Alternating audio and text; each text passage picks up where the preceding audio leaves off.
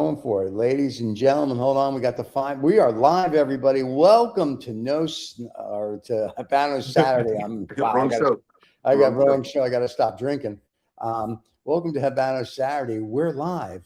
This is the last show of 2025. We're here to say, hey, and today we're going to talk about deconstruction of one of the world's top cigar collectors that Rizza knows personally and that we know of as well. We're going to talk about how he collects, why he collects, what he does, and the excitement is too much. And there you go.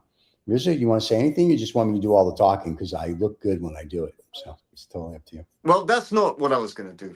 I wasn't going to talk about a specific person. I was going to talk about what I would say is the anatomy of a cigar enthusiast. Even some of these collectors, and there is one thing, the really cool collectors of whatever it is, whether it's cigars or watches or books, and I'm turning into a bit of a book collector myself, are people who don't really want to espouse about it or talk about it too much or show off. The key words are there, show off. They don't really show off about it. They think blinginess and talk about money is very, very crass. So these are people who've become collectors of cigars, I guess, through a level of enthusiasm and by accident, to be honest with you. Cigars have been part of their lifestyle from ages and ages ago. You know, there's a certain generation which is kind of dying out. My God, the number of messages that I get. The moment I get on the show, I'm sitting around doing nothing. And then the moment I go on the show, boom, messages start hitting. You know, anyway, that's because you, sir, are a celebrity. And when the peoples watch you on the show, all fan in your case, and they see you, they start messaging you because they just want you to know that you are Andrew Tate, and they want to be part of you. And that's saying that name again and again. So I did a little bit of research, and I don't know who he is. I wasn't particularly enamored with what I found. Good. We'll never mention him again on the show. He's scum. But the thing is this: the reason why this topic came up is because having had a year of quite a few significant changes I've seen in cigar smoking scene, in the cigar smoking scene in general, and how this hobby of mine is developing, and it's really kind of like social media has really pushed it. Like, it's really, social media is a big driving force. Events are a big driving force in the cigar world. But I very luckily perhaps had the culmination of cigar smokes throughout the year, at the end of the year, with a fairly let me pick my words very carefully, okay? With a very convivial, important, and enjoyable personality, and someone hiding in plain sight. And it reminded me, and this person reminded me a lot of a generation that is very, very quietly disappearing. Once again, hiding in plain sight. They're there. You can meet them. You can chat with them. These are, in cigar terms, these are very, very significant collectors, hoarders, enthusiasts of cigars. They know their history. They know their cigars. They don't really care for new stuff unless it's very interesting. They've been smoking since the 50s and 60s. So there's a certain generation here. And they've been smoking since a time before cigars or anything really was part of social media. So they did it for their own enthusiasm. It was part of a certain way of growing up. It was sort of like passing the mantle from father to son, etc., etc., etc., which is roughly, I think, where I came into this. Sort of like I started experimenting with cigars in the mid-'80s, basically because my father used to smoke. But having met a specific personality and having had a very, very rounded discussion, I am reminded of a whole community of cigar smokers that are not really, in my opinion, really addressed too much. And these are the really, really very heavyweight, serious. I use the word collector, and they are collecting cigars, but these are people who are literally like books. the analogy, I was walking around doing my groceries. I always do my groceries on a Saturday morning, and I was thinking of an analogy to attach to people like this that I can understand, perhaps a younger generation can understand. You can imagine an old library, and you can imagine someone who sort of curates their library books. Right. Okay, and library books are books that someone, not library books, books that are sort of memories that people have sort of they've read, and they associate a book with a certain time or place or a certain thought or a certain level of creativity. And people buy books and put their own library together with no intention ever of selling those books again. And the Right. serious cigar collectors do the exact same thing. They are not there to buy and sell cigars. They are there to collect memories. And this goes back to the Right. thing I was saying to you perhaps last week, that, you know, I don't really remember the cigar as much as the memory it generated. And Right. maybe I'm sort of, I think I'm in terms of age, I'm at that cusp point between, well, I am aging. I'm getting to a slightly a rickety old level, right? Well, you're already at a recruitio level. Before you go on, Princess is arriving, so let's give Princess her introduction and roll the credits. So by the time we're done, she will magically show up. So hold on, everybody, and the RZA will keep pontificating. And there's Princess, Yes. everybody. She's arriving. Yes, there she is. Thank God. And before we really get the show going, let's just do this. This is 2OF Entertainment.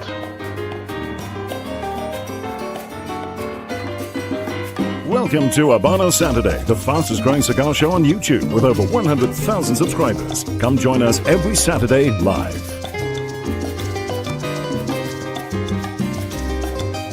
Every Saturday live.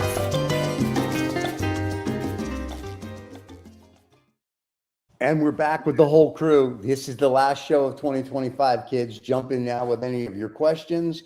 But we're going to talk about deconstructing one of the 10 top cigar collectors in the world. So there you go. Hello, gentlemen. Hey, good to see you. Good to see you both. As it should be. This is it. We won't see you until 26 after this. Oh, damn. Thank God. At least I won't have to see you both till then. Wow, the love. The love. I feel the love. So, all right. So, There you go. given the fact that it's the last show of this year, what are we smoking, gents? I'm smoking something I found down the back of the sofa. And it's and it's probably been there for the last 30, 40 years. And I don't know what it is. I'm into vintage all of a sudden. Very nice. Very nice. I like that. He hangs out with the collectors. I'm going to smoke. Are you referring to the cigars? Well. He's vintage. Are you? The thing is this. One of the things I was having a chat with Stephen in the green room, and before Usman came, is my sort of roundup of the year was to talk about the anatomy of a classical cigar collector. Let me put it that way, without naming names, because this is not about a specific person. But for me, I've had a little bit of a wake-up moment at the end of the year. We've been carried away a lot through this year with, some developments in the industry, sort of an energization of the industry, a lot more ladies smoking cigars, a lot more social media, a lot more events, etc., etc. But very luckily, about a week ago, or just a few days ago, and Usman knows this, Stephen knows this, I smoked with someone who really, to me, in my head, represents what I always thought cigar smoking was about. And that got me thinking about why not round up the year with something, a sort of a discussion of a whole genre that is vanishing, of a certain type of cigar smoker, what they represent. And this cigar smoker, this collector, this purveyor of actual class and luxury, had a conversation with me, and he reminded me that there's a whole bunch of people that are missing from this dialogue. These are people that don't appear on social media. These are people that don't talk about, what plane they got on and which city they visited and what cigar they are real cigar smokers who take it very, very seriously. And that's why I wanted to talk about that. So I don't know if that's a good idea or a bad idea, but that's where my year is rounding itself up on. That's I how. think See, it's an excellent you idea. And I will tell you something here in the US or Monte Carlo, depending on my mood. There are about 3 or 4 people that I have met that would be considered not maybe the top 10, but the top 100, to the same as our friend that we cannot mention his name because we revere him so much. And we told him we wouldn't, of course, because the check cleared. But they are the same kind of collector, very low key, very this, very that. But then when you see their cigar collection, you are just like, oh my goodness. Riz just sent me a picture of a bundle of cigars. This bundle of cigars is probably 2.5, 3 million pounds. And we figured this, he's going to be smoking a stick New Year's Eve with these people. Each stick is probably about 200,000 pounds. So he'll be smoking a small BMW. Well, that's just it. You know, that's just it. At the end of the day, and however much this is being sort of like, you know, I've said this quite repetitively, but I say it, I don't say it as a joke. I actually mean it very seriously. At the end of the day, is dried leaves in paper bands in wooden boxes, yeah? And they're worth something to someone because it's a memory connected with a certain age, certain time, certain place, certain whatever it is. There's a combination of a lot of things. And to that person, they're invaluable. And that's what I was trying to, in this discussion, what I was talking about or wanted to talk about are real collectors of cigars are not there. They're not there to trade in cigars. It's not a business. What they're doing is they're creating a library for themselves, a library of memories. And whether and you may find, and I know this, that people who are collecting cigars are collecting other things as well. They're collecting books, they're collecting cars, they're collecting watches. They are collectors of memories. They're collecting people, actually, in the nicest way possible. They're curators. They're basically they're museum curators. They're not there to sell anything. They're there to find something, put it in place, go and look at it every, few years and revisit it for their own personal pleasure. And perhaps the pleasure of their loved ones or family, but really about their own personal pleasure. It's their personal pleasure. Trust me when I tell you this. It's very interesting. You both done? I'm sorry. Oh, Princess. I'm sorry, Princess. Please feel free to jump in anytime you'd like. No, I thought I'm also allowed to say a couple of things, but okay, fine. Okay, right. So since you both have taken on the high roads of being super intellectual today, I am just going to enjoy. Just trying, making an effort. Just in compared to contrast with you, so So what I'm thinking is that I would at least use this time to smoke a good cigar with two of my great friends, whom somebody walk in the room that we don't know. Yeah, who walked in? Whom I have had the pleasure of sharing this screen during this entire year, and they've dealt with my shenanigans. So for today and the last one for the Habanos Saturday, I am going to smoke something which is really liked by Raza most of the times. Generally, there you go. So a Kawaba. Yes. Traditionales? Can you does it look like a Traditionalis? Well, he's old. He can't tell. It's less than my hands thing, so it is a Divinos. On the screen, it looks massive. But well, that's what his wife says. Anyway, but I'm just saying you have small hands, so everything looks massive. Divinos. So, Divinos it is. And I'm gonna cut with a cutter that Raza gave to me. This is a very memorable 2025 show, everybody. Tears are coming from my eyes. The Colibri green one. Yeah, the green one. He can't remember. He gives them out like they're candy. I don't remember. Yeah, I know. He doesn't remember. He doesn't. It's how it is when you're at his age. He can't remember anything, and he's envious of a stiff wind. So you know what I'm saying. So it's just one of those things. And just to mention, Colibri was a brand that I kind of sort of like. This was around COVID lockdown time. Colibri was a brand which I thought was really good brand. I haven't found that their products last too long. That's my issue with calibre. I would tend to agree to certain degree, especially when it comes to the lighters. Yeah, the lighters, they clap out big fast. Yeah, in terms of cutters, I think I'm okay with them. Cutters are fine. Especially, I think the V cutter they have is the best V cutter out there in the market. And to light it up for today, a lighter and a gift from a few of my favorite friends based out of Oh, here we Dubai. go. The Habibi Club again. Hey, Cigar yeah, Club. yeah, yeah. We know you got to go. You're a There you member of the go. Habibi Club. Blah blah blah. You got an invitation. Rizza and I are not sophisticated enough to belong Well, to we the have an Habibi expression. Club. We have an expression where I come from, which is the same place that Usman comes from, right? Yeah, When you can't win at a game, you just turn the board upside down. Say, I'm not playing. yeah.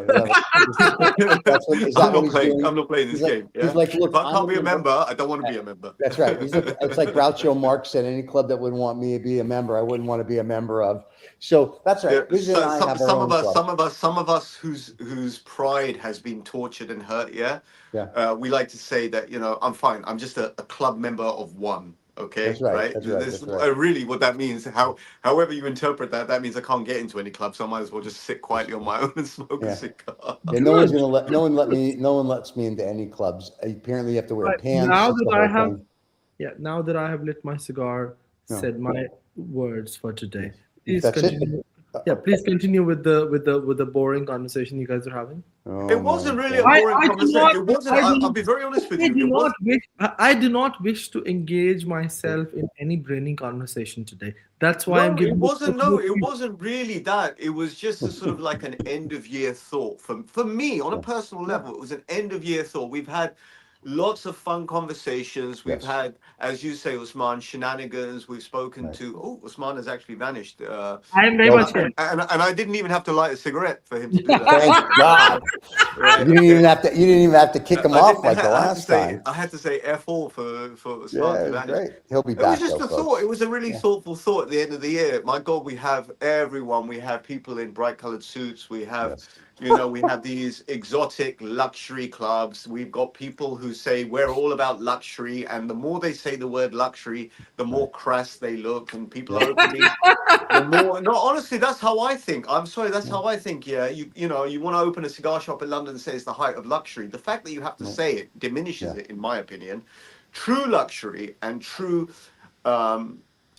luxury is a contrived concept. People who actually live that lifestyle don't talk about it that way. Yeah, right. That's the lifestyle they live. Right. Yeah. It's that same thing. If you call yourself an aficionado, you're not one. If you say you're intelligent, you're not that. It's someone else has to describe you that way, right? Right. These If you descriptions. describe me that way, I don't want to say it myself. Well, no, but there you go, right? So all this stuff about, we're the most luxurious this and that. Go, do a fucking running jump, yeah, okay, yeah. This is for a different kind. That's for a different kind of, I guess, a younger market that they gravitate to these sort of to the marketing more than anything else, right? There's luxury and then there's real luxury, Right. and people and I've come to understand. Or not understand, I've been reminded literally at the end of the year that the thing that I liked about cigar smoking was the company of certain type of people that didn't have to send themselves up. They were very grounded. They knew what they were talking about. They have some intellectual nourishment to offer. They know their cigar. They know the product. They know the history. They know the ambiance. They know the style without having to talk about style. What do they say about style? If you have to buy it, you don't have it, right? Correct. Yeah, it comes very, very naturally. There are some people on this show that can sit in a t-shirt on a sofa and they have more style and panache than someone who has to dress up to smoke, for example, right? And we don't want to mention anybody in the bottom. But each has their value. Yeah, I each has their see that, both relevance. of you. You've teamed up against me. It's so fine. No, we love you. Listen, you're the sister of neither of us you already wanted. cursed my cigar. I had to use a perfect draw. I will say, I Already. would like to say, all right, Already, you have to use use a a draw perfect stick. draw already. Yeah. Let me just say this about what you just said, which I agree with you 100%. When I go to where I smoke my cigars and I just sit there, and to your point, I sit there in my polo shirt and a pair of shorts and my yellow sneakers. If any of you have seen the little impromptu things I do when people ask me, hey, do something for our cigar or for our easy ashtray or whatever it might be. I'm just sitting there enjoying the moment. So that's why you don't see me taking pictures. Like I'll take a couple of quick pictures before I light my cigar. And then after that, my phone is down and I'm there for the moment. I'm there for that experience. So to your point, there's a certain age group where we don't document everything. I was out a few days ago having lunch at a restaurant in town that lets you sit outside and smoke cigars. And there was like 15 people doing it. So I didn't take pictures. It was just the experience. It's the moment. And that's what I think a certain age group doesn't really understand. Nobody really cares. Like, you know what I mean? It's very nice to get likes on your Instagram or people watch our show, which we're very grateful for. But at the end of the day, the show is for us. You guys are just welcomed into our homes, if you will, to watch the show. The Instagrams are for whatever. But at the end of the day, we're just saying here, we're bringing our friends and acquaintances to the show and come have a smoke with us. That's really what it is. Personally, I don't know what Usman feels about this. Yeah, I don't think. Well, that part I agree with Stephen, because see, I do take pictures. I try to take pictures and all that stuff. We've seen your pictures. But the fact is, in most of the pictures, if you see, either it is just once after the cigar is lit or before lighting the cigar. So I do it again, mostly before that, and then I need my time to enjoy my cigar, enjoy the company I'm with, and that's basically it. So that I agree with you, and I think that's the best part. And yes, well, I actually document, I think, more than both of you. Yes. But again, it comes down to 2 generations down. But the fact is, I still have thousands of things that I don't upload or something like this, because today I just feel, and if you see, unlike most of the people who do this, I would upload at least, or at the max, twice or thrice in terms of posting a week. Yeah, stories, reposts by friends, that's a different story. But when it comes to proper documenting something, it's like twice or thrice a week. And original content. You're talking about original content. Yeah, and if I feel like doing it. Otherwise, it can just sometimes be more than a week. So yeah, I mean, so primary is smoking cigars, enjoying the company. I agree. Yeah, that's how it should, and that's how it should be. It is. I mean, the world is changing. You know, like I personally don't think there's anything wrong with taking photos and videos of cigars. Look, tourists use, I mean, ever since a camera has been around, people have been documenting their moments. Yeah, tourism around the world, the objects of their desire, whether it's people, whether it's places, whether it's things. There's no issue. I don't have an issue with that, right? Okay.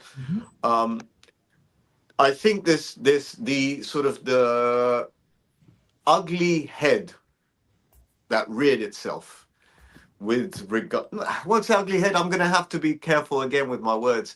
One of the stories that cropped up halfway through this year was the sort of, this is the show where we had Jassim on the show, and the previous show was, I mean, this industry in terms of social media is going in various different directions. You can agree with it or disagree with it. There's no issue, right? Okay. Right. It's just that more traditional smokers, such as myself, we kind of find it funny, right? Where it's going. Okay, it's going, can't stop it, and you know it's become part of the thing. But you know the sort of like clickbait for cigars and sort of like come and watch me and my luxurious lifestyle and you know etc. etc. Right. It's fine, but it's not for and that's why my end of year experience reminded me of what I thought it was about, and that's why I mentioned it today. It was the anatomy of a cigar collector, a classical cigar collector, a real collector, not that someone that's doing it because of whatever. Listen, we've had a couple of real collectors on the show, and if you think about it, they've all been collecting since some of them earlier, some in the 70s, some started in the 80s or 90s. But if you think about it, they collect like we smoke. It's the enjoyment of, right? It's like you said, to preserve the moments. It's a different mentality than today. Like with the Chinese, they're collecting because they think it's going to increase in value. There's a difference. There's all sorts of reasons, but the thing is this: as I went to a Davidoff event maybe a month and a half ago. Yeah, sure. Pick that up. Which was really it was in. What's wrong? You haven't mentioned Roy Somers till now. when you talk We're about missing- You've done it for me. You've done it for me. And And the guys, thing is let me this, just, guys, if I may, let's just thank Ahmed. He gave to the show for the Christmas Ahmed holidays. Al-Suwaidi, thank you very much. Yes, and thank you very much for that, my friend. That was very, very kind of you. Just wanted to thank him. Let's big shout out for the show, and we will, yes, enjoy a cigar on you. All right, sorry about that. Please. No, the reason I mentioned this Davidoff event, it was jointly with Rolls-Royce. It was their 100th year anniversary of the Rolls-Royce Phantom. Sorry, 100th year, not 140, 100th year anniversary of the Phantom. And there were two distinct type of people in the room. There were the modern day Rolls-Royce drivers who are sort of like young money, new money, etc. And then there were the very traditional Rolls-Royce owners who've been buying Rolls-Royces for like since the 60s and 70s, and they have like a 100-year-old car, etc. Those are two distinctly different types of customer. Those are two distinctly type of collectors.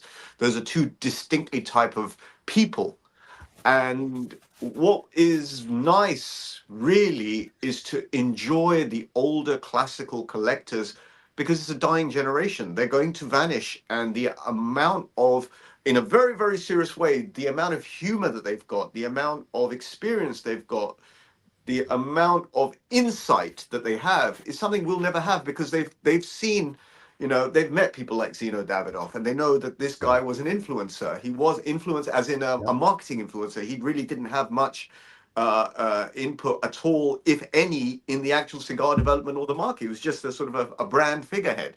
I would say just a very important brand figurehead, yeah? But they are able to give you the history of that.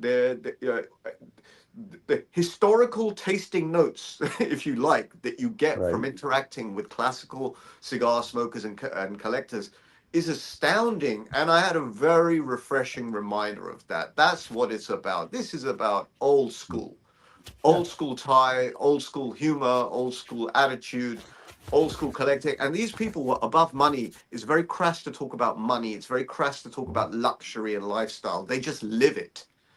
And that's what I find really alluring. The thing you can't buy is the thing, to me, that's most alluring. You cannot buy that kind of class. You can't buy elegance. And here's the thing. No. My grandparents used to say this to me when I was growing up, and it's very true today.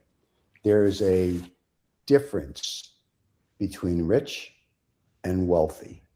Thank you. The nouveau riche are rich.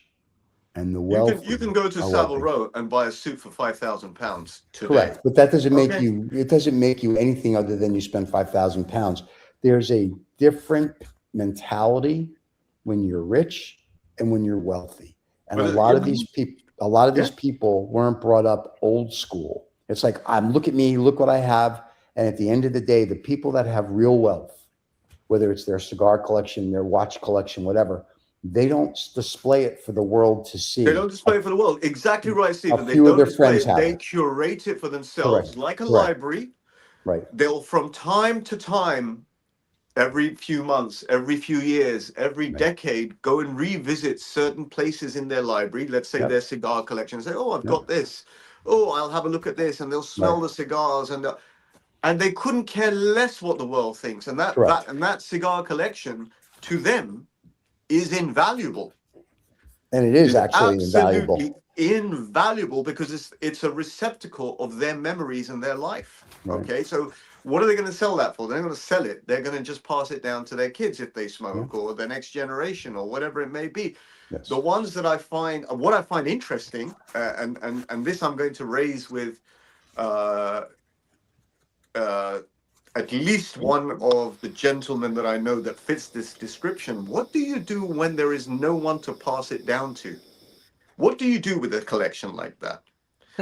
So for example, you don't have kids, or your kids don't smoke, or they're not interested in it. What do you do then? See, and that's I find that I wouldn't know, because I'm not in that situation. What do you do in that case? Well, here's the thing. First of all, a crazy question. What they should do, of course, is give them to us. So right away, the fact that you have to even ask that and they're not thinking that way, crazy.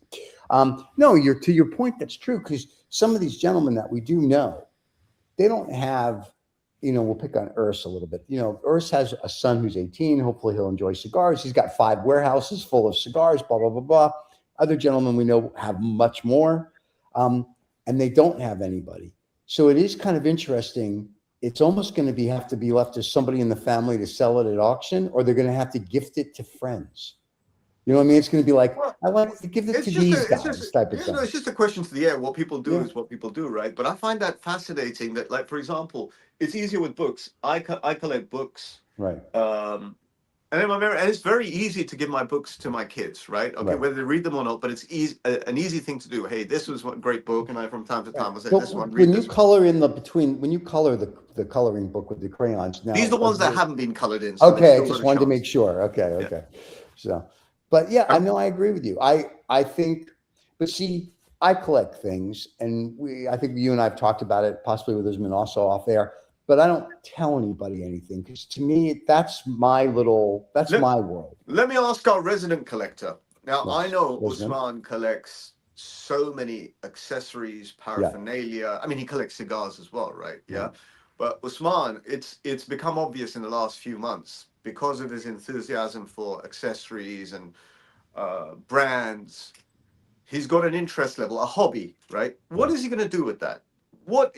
After I don't know how long Usman has been engaged in this, sort of like 10 years, 15 years, I would have guessed, Usman, right? This is a 10, 15-year exercise where you've been collecting cigar paraphernalia. And may you carry on doing that for the next 20, 30 years. But what are you going to do with it at the end? What is it? You're going to put it in a museum? You're going to pass it down? What are you going to do? Right.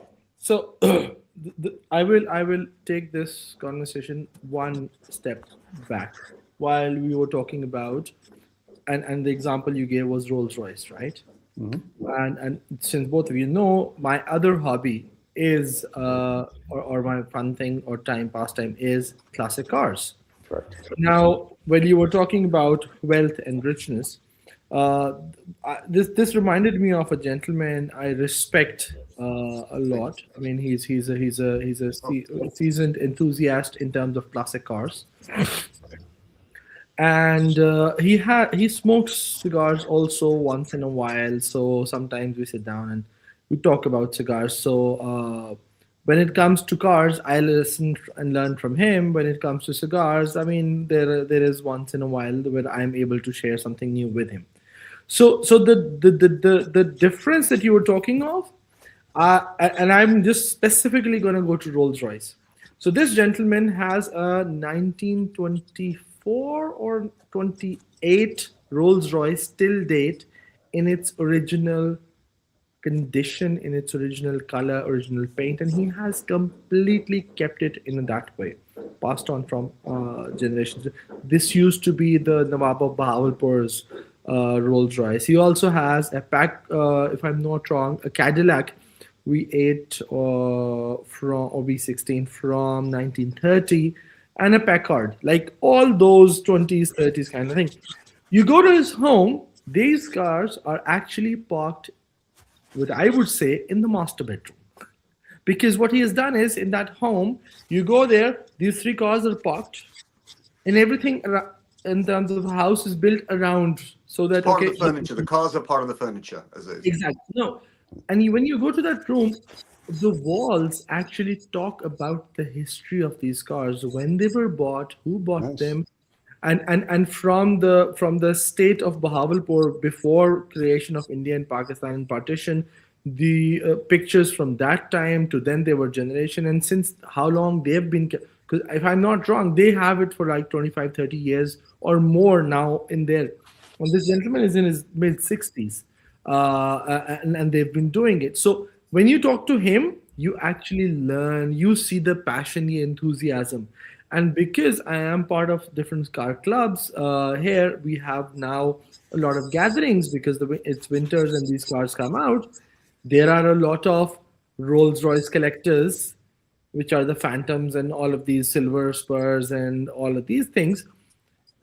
And they have bigger egos and they are just like there to show off. So the difference is very clearly, and when you asked me the same question, what are you going to do with your accessories? When I see them, his kids, his daughters and his sons have actually been engrossed into the hobby and they drive those cars versus the others. In my case, also coming to the cigars part, I think I have slowly and gradually started to train kids into that stuff. So now sometimes my daughter picks my cigars or looks into my accessories and all of that stuff.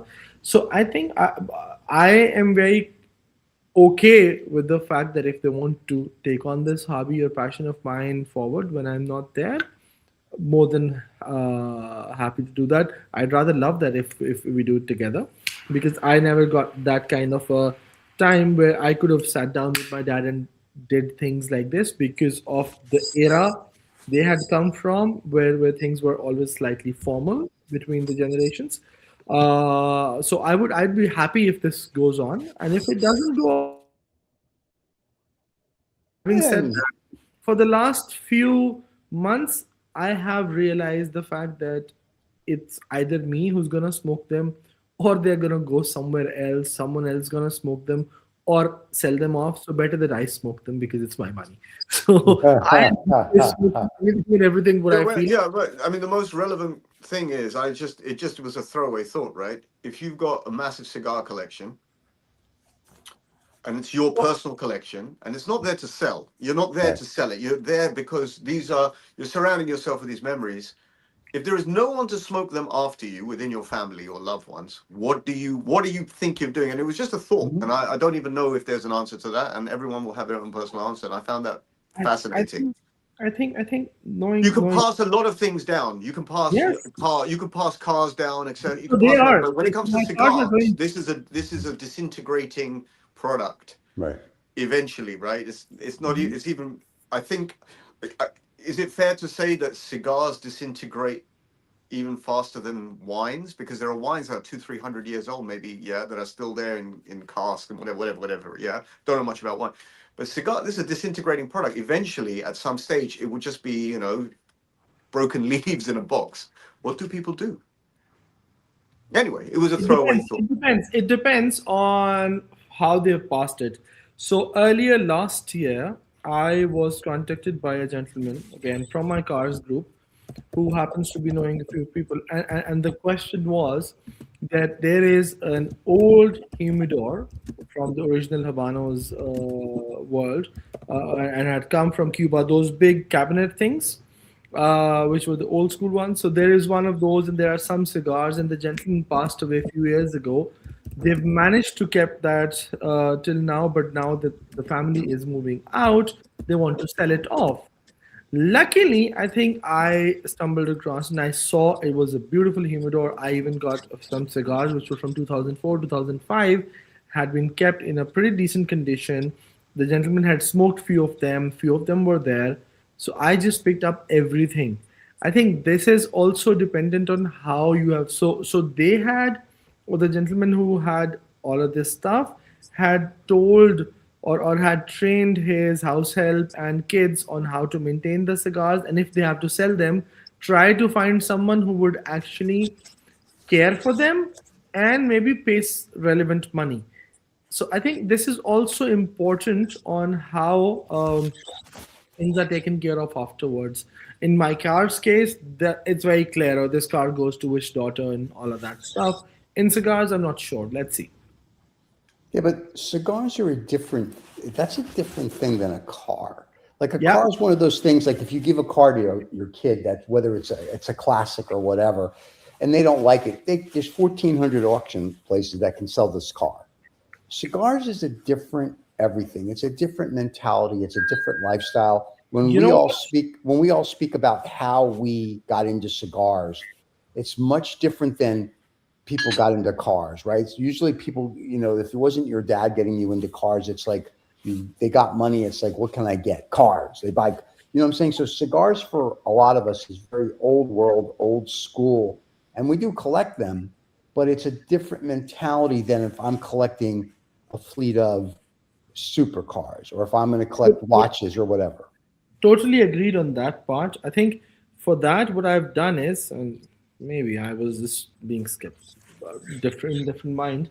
A few months ago, I kind of marked my boxes because I have a few friends also who keep their cigars with me, and then I have all of mine. So I marked them, and I sent a text to my friends that your stuff is here. If something happens to me, this is where you contact and you get your stuff. And in addition to that, what I've also done is that I have marked 2 or 3 of my very close friends who would be able to help. And I've written down the number that in case something happens to me, for my cigars and my paraphernalia, talk to them so that they can guide you what to do. So in case you decide to dispose of, again, it's a different story how things work. At the end of the day, once we're gone, it doesn't matter. And having said that, I'm just realizing that I decided I'm not going to get into any of that brainy conversation with both of you, but you've actually lured me into this shit. I'm going to go back to the cigar. Wait a second. Let me just say this about what you just said. First of all, I'm assuming when it comes to cigars, Riz and I are the first 2 phone numbers that someone's going to call. Second of all, problem is you both are too far away. You can't help in person. That right here, that hurts me. That you don't think that one of us, right here in my heart, I'm really hurt. I couldn't care less. It's just dead leaves. Okay, see, that's why. Okay, that's exactly why. You see, that's true. to one person it's dead leaves, to another person it's a memory, and to that That's person to whom it's a memory, is the onus is on them to take care of their memory. Yeah, a book agree. is just a book. A book is just Yeah. But to like Dead tree. 80% of the books that I have, Yeah. I've got handwritten notes in my book. So like even Same if I'm here. reading just a novel, I've got notes, and to me it's important. But maybe one day one of my kids will open it and say, "Oh, that's what my father was thinking when he read that." Yeah, they may do, and they may not. They may never read that book.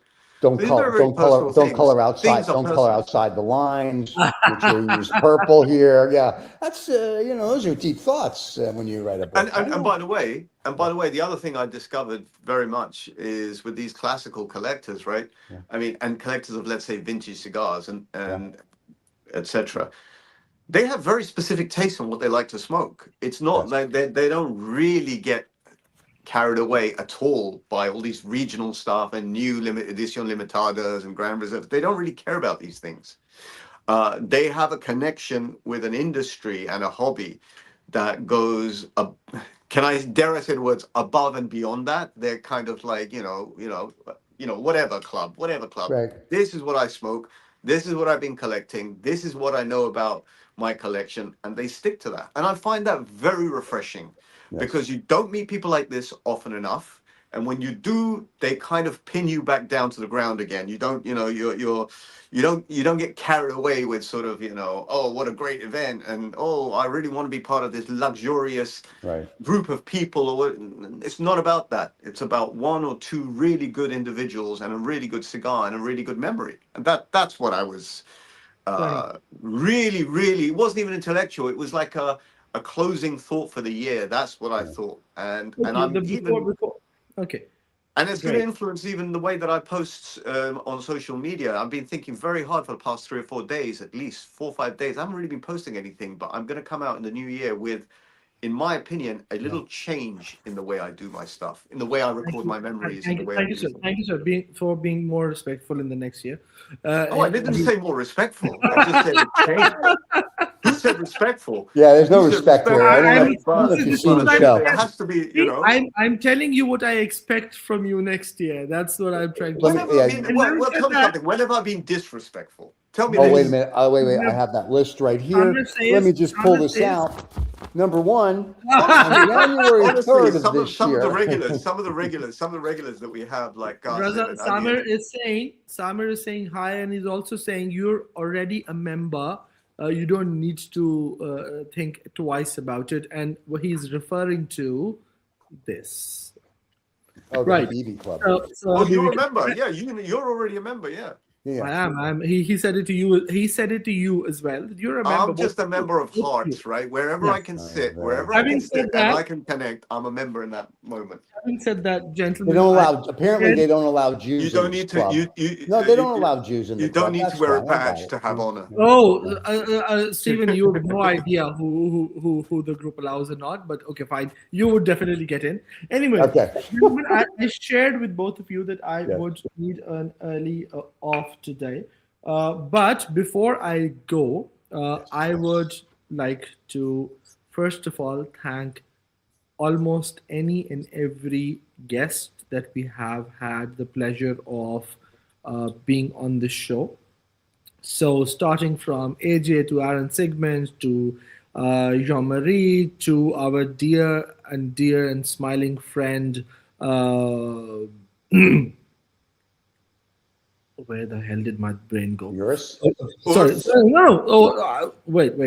Urs is not only a friend. Urs is also a brother. Laurent has been on the show. a few times. Wait. It has come. Brain fog has gone. Brain fog has subsided. It has come. Philip Buckthorpe. And yes. And in terms, Amy. Amy? Yeah, yes, Amy. In terms of our friends. AJ Patel? This is me giving my. Oh, I'm sorry. Here, let me do the close-up of you again. I'm helping you with your age, right. old timers. Right. So my dear friends and brothers, especially Urs. Leaf Master. What was it? Leaf Master in Dubai. Urs, Jasim from Dubai, yes. Laura, thank you very much for coming in. Rayed from the Leaf Master, and anyone and everyone who has been here. AJ, who are you forgetting, Usman? I have a gripe to pick up because you only showed up on this show when I was not here. So he's coming right after you leave. So next year we need to do. Next year we need to do better. But thank you very much, everyone, for being here. Have you missed out anyone, Usman? I have a for feeling allowing us to enjoy our smokes better and have those moments, and to both of you gentlemen, Raza and Stephen, for tolerating me for another year. You're not dying. Well, yeah. It sounds like a death speech. I know, right? Any moment. You're going to be back. Yeah, you're going to come back next Saturday. I'm just saying, it's going to be 2026. You'll be back. I'm not coming back this year. Sorry, guys. I'm done for this year. Oh, well, okay. We'll have to march on somehow. Yeah, for the next 20 minutes. Hey, by the way, Urs says, thank you, Usman, for your kind words. Check is in the mail. So there you go. And I think that was very nice of him. But and last but not the least, to all of our regular viewers, especially Ali K, cigar analyst as we call him, Ahmed Al Suwaidi, he's been there. Walid Idris, who has been a new Qasim. I'm sure because of Raza's super influence, Don Sethi also views us. So yes.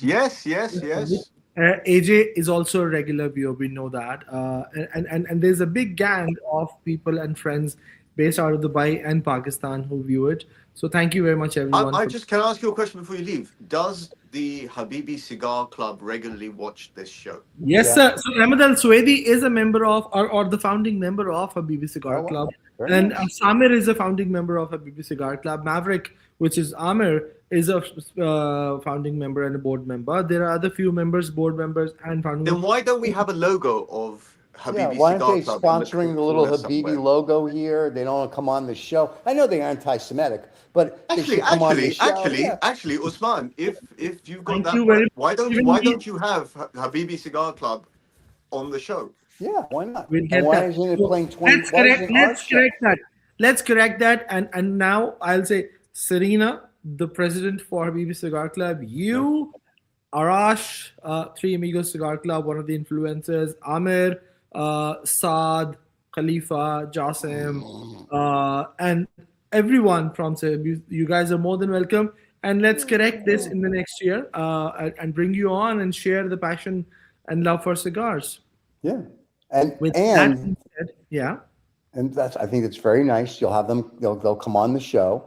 And what we really want to know, what Riz is trying to say, and he's being polite, other than they're watching it in the private club, do they just stream Habanos Saturday 24/7? Because that's really what a true fan is. It's a virtual club, so they view the show when we are live and afterwards. So yes. Who knew? I didn't know that it was a virtual club. And when they can come on, they can talk. I thought it was a physical club. I thought we had to go to Dubai. It's basically a group of friends and circle around the world who are passionate about cigars and do not want any kind of commercial influence, but just the love of cigars. I like that.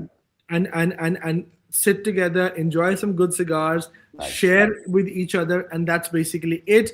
And that's the influence there. Now I got a question. Does everybody who's a member get a lighter?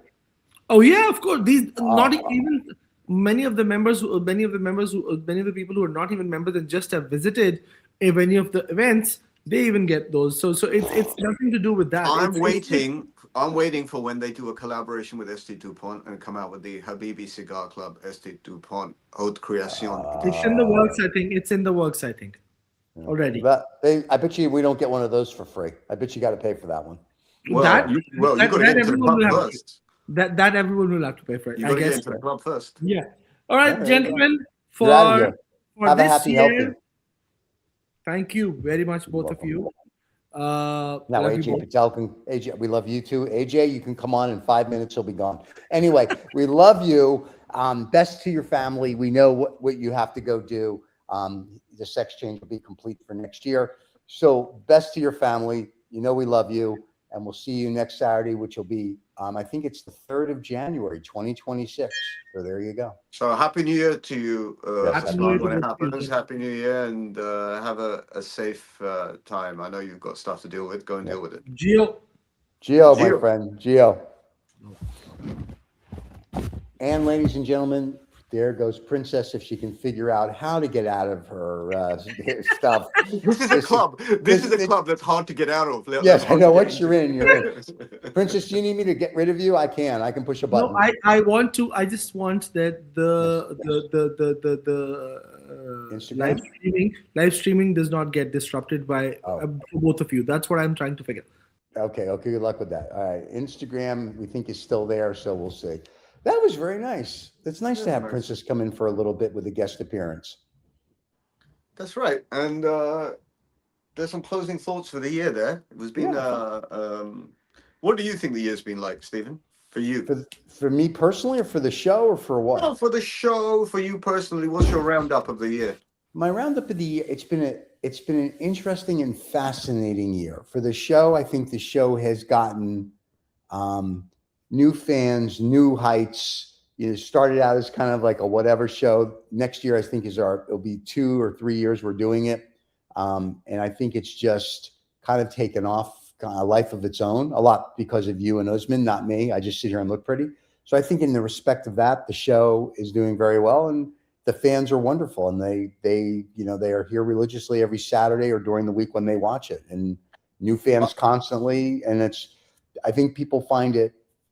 What I understand when people talk to me about, they like it because it's like they're sitting with their own mates at a cigar lounge, and they can just enjoy the bantering and the rattling or the education that we give. I think it's much more freeform. This is much more freeform. We're not structured in any way, right? Okay. Having said that, the advice that I'm being given by not one person, quite a few people, is that in the nicest way possible, this show has become something else, because we've had quite a few very, very significant, important participants within the cigar industry on the show, which I wasn't expecting that. I don't know if you were expecting that. I don't know if you're smart, but that's what's happened. Is we're just that this year, if with any luck and with hand on heart, right, it's going to be a lot more of those personalities on this show. They are really enjoying. The feedback is they're really enjoying the ability to be able to speak very openly. Which is, you don't get that on like structured documentaries and those have their places, right? Okay, but we're not here to say, oh, this is luxurious or this is really actually it's whatever the moment captures you, and whoever wants to talk about whatever they want to talk about, they can talk about it. And the one pet gripe I have is that for some reason, even Osman thinks I've been disrespectful. I don't think I've been disrespectful to anyone on the show, but I could be wrong. So my apologies to anyone if anyone feels that way, but I don't think I have. You have been a perfect gentleman the whole year, if I may say so. No, I have my issue. I have my issues and my way of doing it, but it's meant to be out of humor. It's meant to be sort of like edgy stuff. What's the point of just talking about bread and butter all the time? We want to talk about something that goes snap, crackle, and pop as well. And there you go. You know what a fan heard you talk about, and I hate to pick on EGM because I like their Lancero, but talked about their EGM that looks like a BK cigar, where he said RZA was really polite about saying that was a crap cigar. I said, well, short of saying it sucked, yes. So, and I think what the fan said, which I thought was interesting, is that people enjoy the fact when we talk about a cigar or a person, we tell you exactly how we feel. We're not trying to be politically correct. We're just saying, here's what we think. If you don't like it, too bad. And if you like it, great. And it's more of, if the same How thing. can everything be great? How can That's everything be true. good? How I can agree. everything be perfect? It can't. Right. Everything has its nuance, right? Yeah. Okay. And there are clearly some brands out there that are doing very well, cigar brands that are doing really, really well, but they're about brand. They're not as much about the cigar. The cigar has to perform, right? Okay. Correct. But it's about the brand. And there are some cigars that don't shout and scream, and they're outstanding. And there are some products that are somewhere in the middle, and there are some shit products out there that go on about how amazing they are. There's all sorts. So to be able to come on here and speak relatively openly, honestly, we're just opinions. Yeah, they're opinions. If someone doesn't like them, they don't have to listen to them, or they can debate them with us. We're not here to change the world. We're really here because we enjoy our company. We talk about the crap that we smoke. Let's put it that the crap that we smoke. And from time to time, one of the good things about smoking crap is from time to time you find a jewel, and that jewel raises its head well above everything else. That's all. All right. So really quick question. I know we kind of did this last week, but the number one cigar, whether it's Cuban or non-Cuban for 2025 for you is what? The number one cigar is the last cigar I smoked, and it was at the beginning of this week. It was an aged cigar from 1919. I smoked it with this very significant cigar collector. It was a Bolivar or Corona, and it was fucking outstanding. And he saw me smoke it until my fingers were burning it right down to the nub. No cigar spear, nothing, retrohale, everything all the way. It was outstanding. And one cigar can turn it all. That's true. One experience can turn it all. One memory can turn it all. Because if it's a great memory, you may or may not remember in a year's time or 2 years' time, may not remember that cigar. Probably. But I remember the fact that I sat down and smoked it with so-and-so and how much I enjoyed it. That's all I care about. And because I have such a bad memory, what I do is I take a photo, and that way I can look back and say, oh, that's what it was. That's it. But so my question on that memory, because we know the gentleman, and you sent me pictures of the cigars and the whole thing. And I didn't post it. No. And we're not posting it. That's just between our little group. Yeah.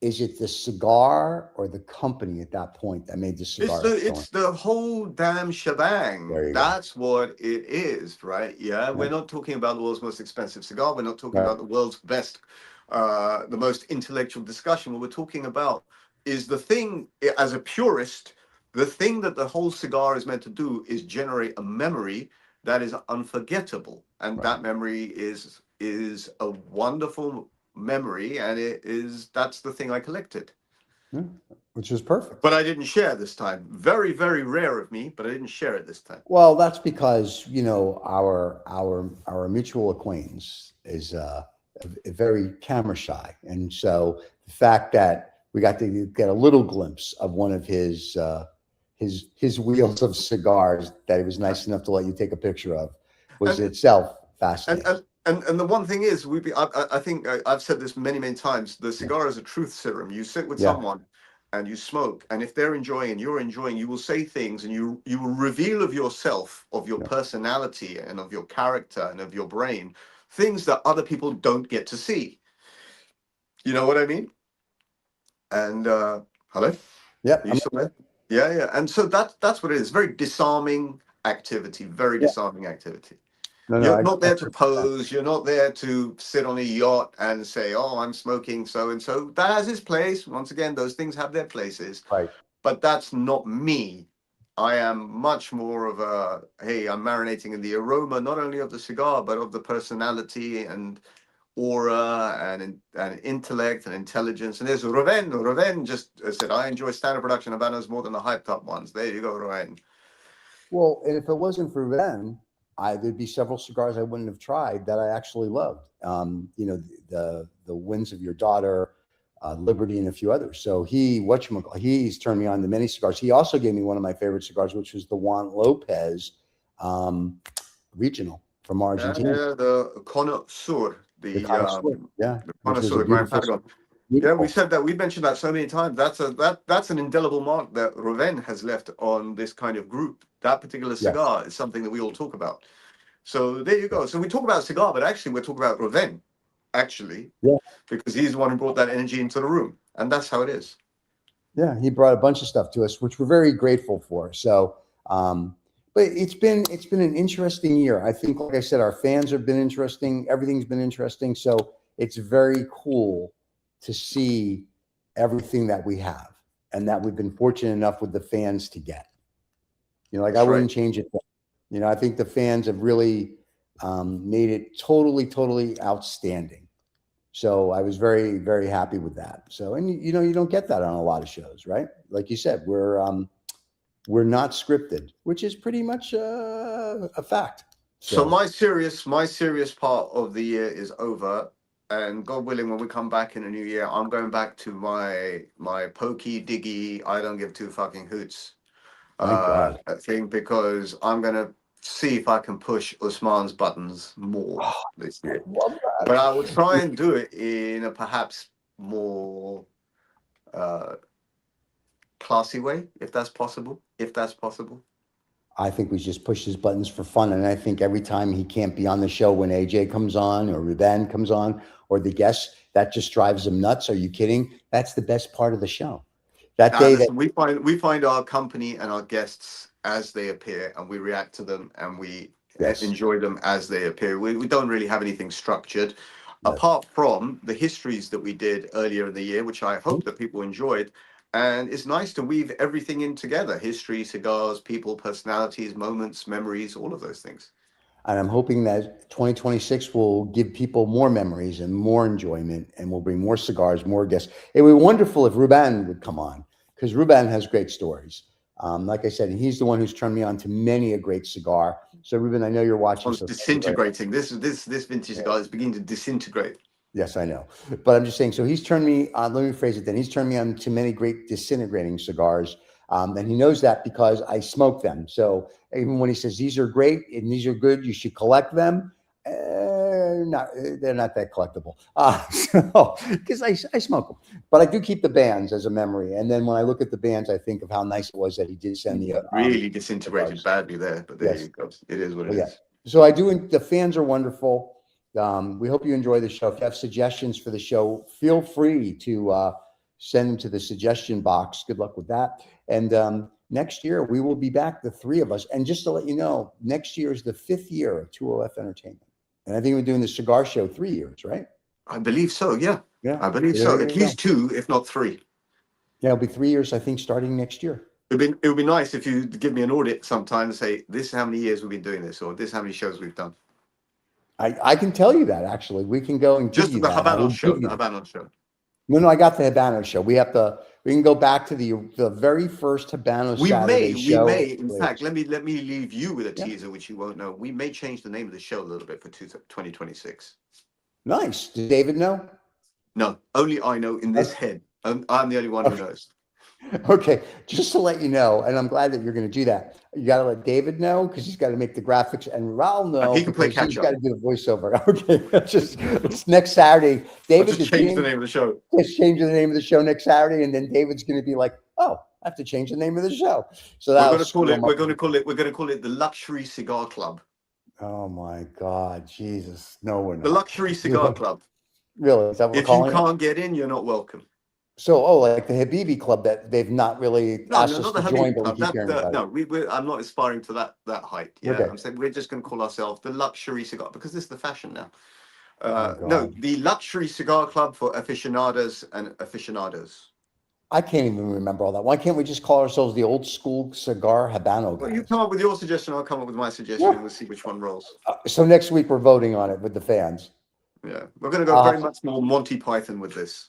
Oh, I'm liking this. Are we going to tell Usman? Because you know he doesn't watch the shows after he watches them when he leaves. So are we not telling him we're doing the Monty Python in 2026? Well, and just let him find out? He'll find out when we announce it on the show. Find out. He's gonna find If out he's when. on the show. He's threatening not to be on the show for 2026, and I think that's going to significantly affect the ratings in one direction or another. But let's see how that He's gonna be transpires. on. I feel he'll be on the show. He just said it. The words came out of his mouth, not my mouth. He said he won't be on the show anymore this year. This is the last show of this year. He said he'll be back on 26. I see. I wasn't listening carefully enough. He hid that well. Oh my God, you never carefully listen. Can't wait. I can't wait to see your color book collection now. I'm very excited. Well, there you go. Do we want to say anything inspirational before we leave for the last show of 2025? I want to wish everyone everyone who's been watching, I want to thank them for watching and bearing with us. And if they find our company interesting, that's a wonderful thing. I don't even find my own company interesting. That's true. And wishing everyone a really good start to 2026 in one way or the other. I hope you all had a very peaceful Christmas time. I hope you enjoyed it. I really enjoy the Christmas period quite a lot because in the UK, it becomes dark at 3 o'clock in the afternoon, and all the beautiful fairy lights and Christmas spirit. I really enjoy. I revel in that. And then I hope everyone had a nice time, and looking forward to 2026. And just before we go, Ahmed said broccoli leaf. So I'm not sure what broccoli leaf means. Broccoli leaf. And maybe it's the new cigar we should try. That might be. That's very interesting. I'll be thinking about that for the next hour. What he actually meant. Now, was that a reference to cubby broccoli? I mentioned cubby broccoli a couple of weeks ago. Maybe. Yeah. I don't know. I don't know what that's a cubby reference broccoli. To. Cubby broccoli, for you that don't know, is the one who did the James Bond, started the James Bond movies. There you go. There you go. And broccoli is named after him, apparently, because he imported it into the USA. Apparently. You just never know. Kids, it's been a blast to see you all here in 2025. We will be back next Saturday when it's 2026. Unfortunately, that means the three of us will be back. We love to see you. Thank you for your comments. Thank you for your little donations every now and then to buy cigars. We appreciate that as always. There's the banner up there somewhere if you want to buy merch. And if you don't want to buy merch, don't do it. But the most important thing, don't forget to like and subscribe to the show, because that's why we do it, for you guys. And it's the enjoyment we get from it and your interaction. And next year, I'm paid for my teeth next week. Next year, we'll have guests from around the world and some interesting guests. If you'd like to be a guest, if you think you're interesting, reach out to one of us and we'll flip a coin and see. And there you go. Anything else, Mr. Rizza, before we say Happy New Year and blow out of this popsicle stand? Enjoy your next cigar, big time. Enjoy your next cigar. It's a code name for Osman, by the way. That's what. There you go. All right. Well, now we know. All right, everybody. Happy, healthy. Enjoy 2025. We'll see you in 2026. There you go. Cheers, everybody.